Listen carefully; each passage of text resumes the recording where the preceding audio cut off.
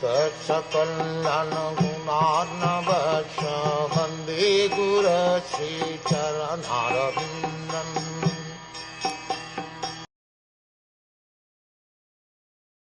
Being beyond the range of limited sense perception, you are the eternally irreproachable factor covered by the curtain of deluding energy.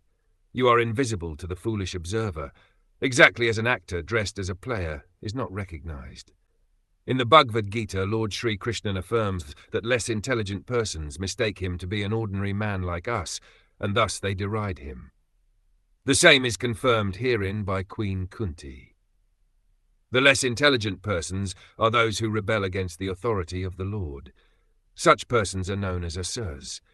The asuras cannot recognize the Lord's authority.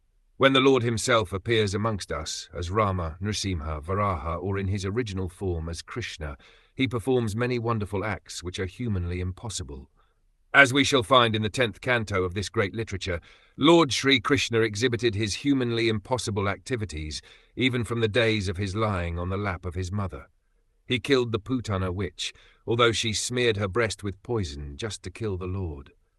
The Lord sucked her breast like a natural baby, and he sucked out her very life also. Similarly, he lifted the Govardhan hill, just as a boy picks up a frog's umbrella, and stood several days continuously just to give protection to the residents of Vrindavan. These are some of the superhuman activities of the Lord described in the authoritative Vedic literatures like the Purans, Itihas histories, and Upanishads. He has delivered wonderful instructions in the shape of the Bhagavad Gita. He has shown marvelous capacities as a hero, as a householder, as a teacher, and as a renouncer.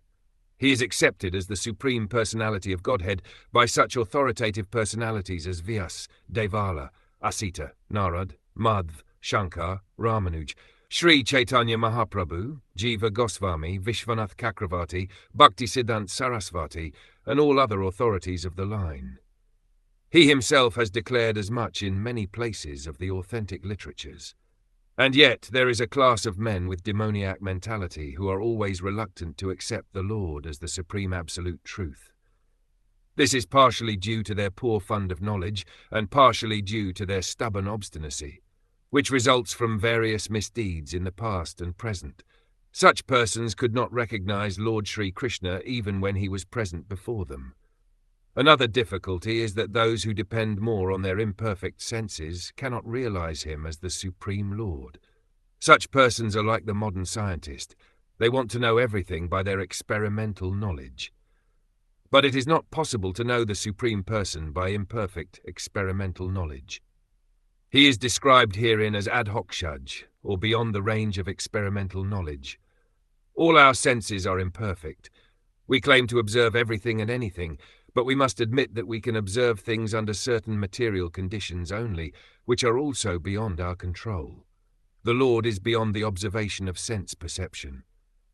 Queen Kunti accepts this deficiency of the conditioned soul, especially of the woman class, who are less intelligent. For less intelligent men, there must be such things as temples, mosques, or churches, so that they may begin to recognize the authority of the Lord and hear about him from authorities in such holy places. For less intelligent men, this beginning of spiritual life is essential, and only foolish men decry the establishment of such places of worship, which are required to raise the standard of spiritual attributes for the mass of people.